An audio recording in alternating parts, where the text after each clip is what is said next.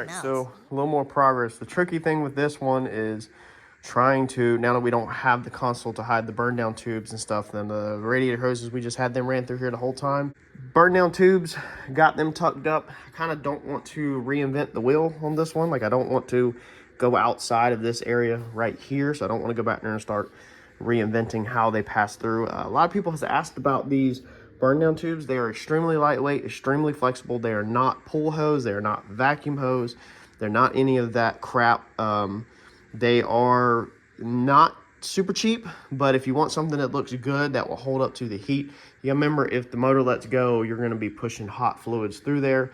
And I've seen a lot of brittle pull hoses and crap like that, and vacuum cleaner hoses that I would just about be willing to bet would melt under high temperature oil. These you can call up TKM Performance and ask them for the burn down tubes. The same ones I run in my car. Skinny's originally the one that helped me get these, but I'm sure John Boy or anybody up there can get you pointed in the right direction. They sell it by the foot, and it's definitely worth the investment because it's really nice stuff. So these brackets I had put on here for the seats to give the seats some support, and I was going to put screws, nut-certs in the seats and bolts through them, but I never did, so the seat just kind of rests against it. We don't have a passenger when we're racing, so I'm not worried about this side.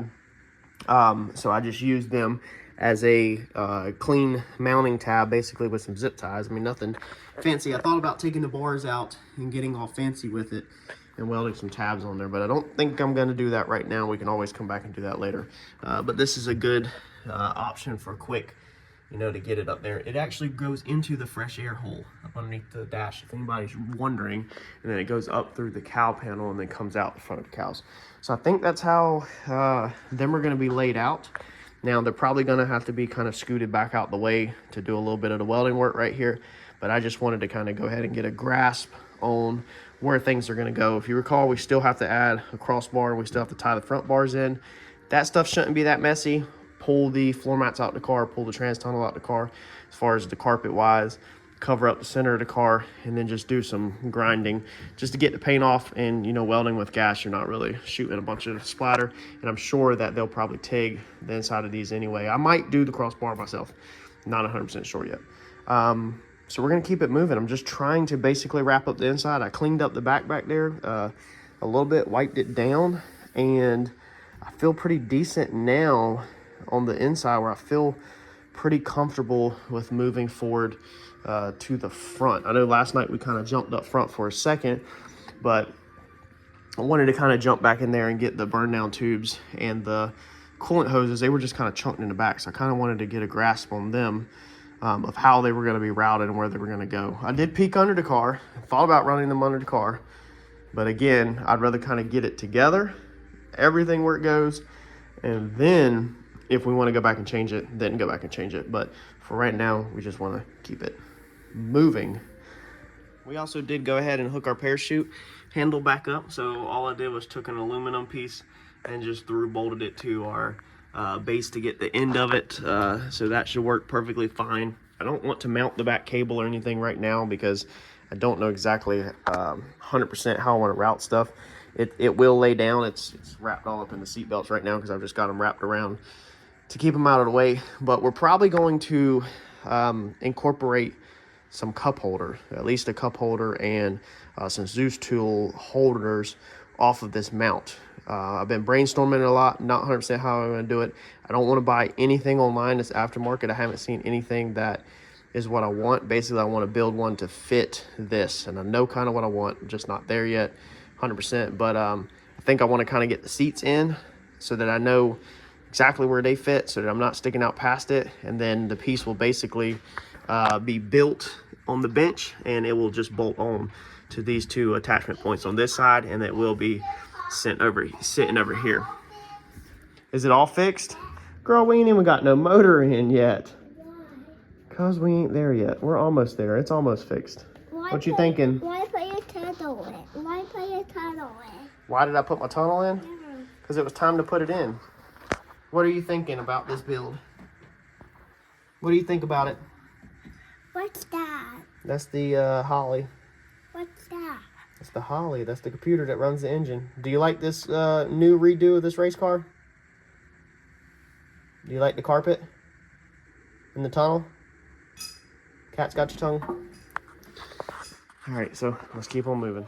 Hey, careful with them, because you'll break them, okay? Be careful. Them are little tiny wires, okay?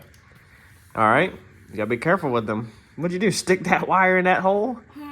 Girl, don't mess up that stuff, okay? Be careful. Where's your toys at? Go get all your tools. All right, so we're working up here on the bench for a second. We picked up our shocks yesterday, so these were the ones that were off of Donald's car. So these are the ones that was going on the front. These were rear shocks. Pretty much, if you're running this style suspension with an eyelet, you know, this is an eyelet, in case you didn't know, eyelet top, eyelet bottom, eyelet top mount, then it pretty much doesn't matter from everything I've heard of where the shock goes. I'm guessing if you want to get real scientific, the valving could be different in a rear to a front, but you know, with these things being adjustable, it just it really don't matter. I mean, you can adjust, you know, a lot of this stuff right out of it. So this is what we're running on the front. We're gonna get our A-arms on. We got the correct tabs in. If you recall, we had the wrong ones. We had ordered 5/8 hole, and these are 1/2 inch heim joints, so we needed 1/2 inch hole tabs.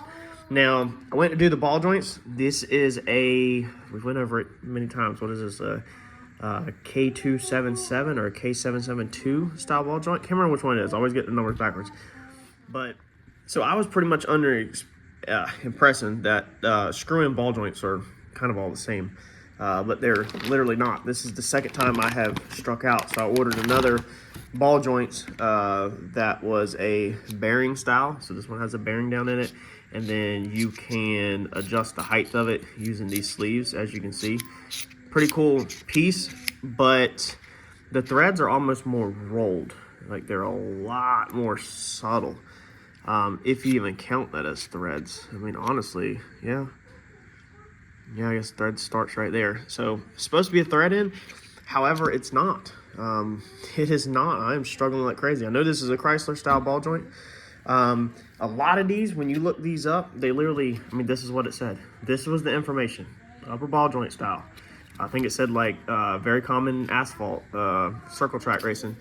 They're not the same. They are not the same. The threads are not the same. So yeah, we're gonna have to box this back up and send this back. It's a good thing working with Summit is I buy a lot, send stuff back. You know, we literally just went to screw it in, and it's not. You can see it's not the same. So we haven't like messed it up or used it or anything. We're just gonna return it. I mean, that's part of building a race car, y'all. Is sometimes you need to expect that you're gonna have to order stuff to try stuff to get this right. Again, I know exactly what this ball joint is. I had the part number saved in my phone, but if you look up that ball joint just off of that part number, you're not gonna get the adjustable ball joints. And we want the adjustable upper. So I guess back to Google it is.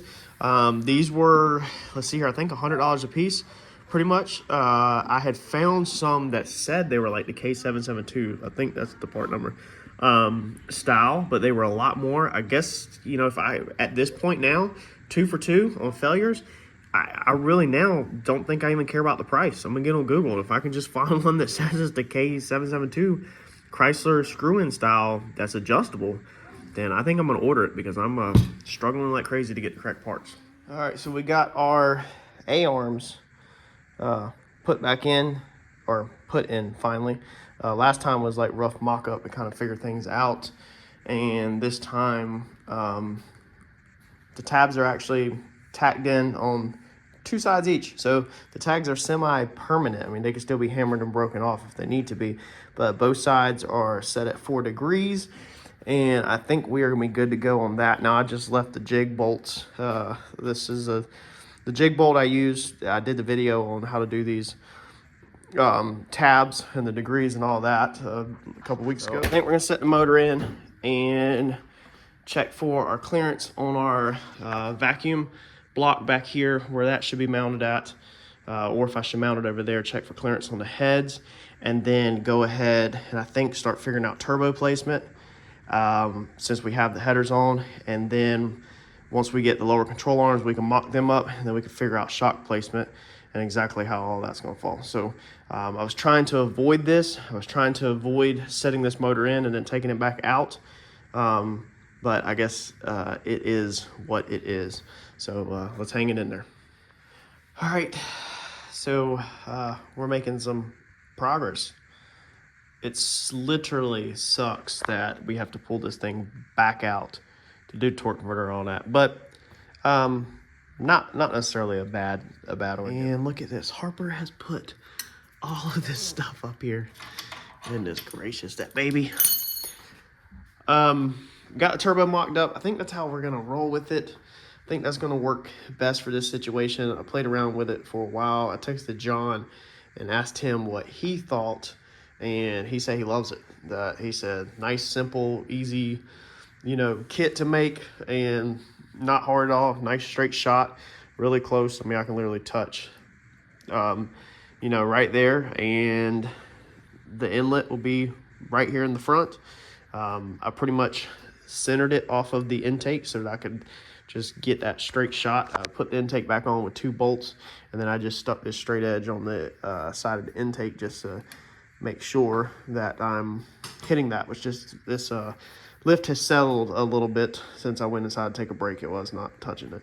We're about to take all of this back off because I was an idiot and didn't grind this front like I should have done beforehand. So I'm gonna take it all off, grind the paint off of the front of all of this, and go get some metal, and then we can put it back on. We're gonna do a tube into here, of course, into the Maven mount, and then we're gonna do a flange into here to support that, and that should make, I mean, that turbo should be mounted rock solid with all of that. So let me get this thing back out of here, back out of the way. Let's grind some paint, and then let's move forward. All right, so got that all done up. Welds are not the prettiest, but they're hot, and they got penetration. There's a couple fat ones on top. Of course, I start on top and then realized that my wire speed's too fast, so it's just freaking piling weld on. Then I turned it down, and it got a lot better. But they're still a little fat. I think I had the wire speed up a little too high. I burnt these in pretty freaking hot down here. I didn't really want to burn through and mess up that expensive piece. That wire speed definitely could have been turned down. It piled too much weld on too fast on that. But so besides some dirty ones, it's done, and I did it. So not bad. I got to get some bolts from the hardware store for this guy tomorrow. It's crazy that when they sell you these, they don't sell no hardware. They don't include no hardware. You'd think that at least either the Turbo company or Monkey Fab or both would include 4, you know, grade 8 bolts, at least to get you together, along with the Turbo company not providing bolts for the center section piece right here, the Maven mount that bolts together. It had none with it. And yes, there's no O-ring in it because this is just mock-up, so it won't get an O-ring until final fitment, to make sure you don't melt your O-ring. You don't want O-rings in anything while you're welding, of course. I'm pretty happy with that. It's pretty freaking solid. That's a decently thick piece of tubing, so it's a little bit on the smaller side of what will fit in the Maven mount. But let's see here. But it's not super thin, so it's pretty decently thick. So that tubing I just had laying around, and I'm not trying to go buy more if I don't have to. And all I need to do is bend a little 90 out of it. So it could have been a lot better, but I think that's gonna be perfect. All right, so I'm gonna call it a night. The wife said that I have put in a ton of hours today on Sunday. Not only did I work Saturday night, but then I worked Sunday, and I told y'all I'm trying to get this stuff done. So she was like, man, I ain't seen you none this weekend hardly. So I'm gonna go ahead and call it a night. It's like 9 o'clock, call it early. And then get back on it this week. See y'all later.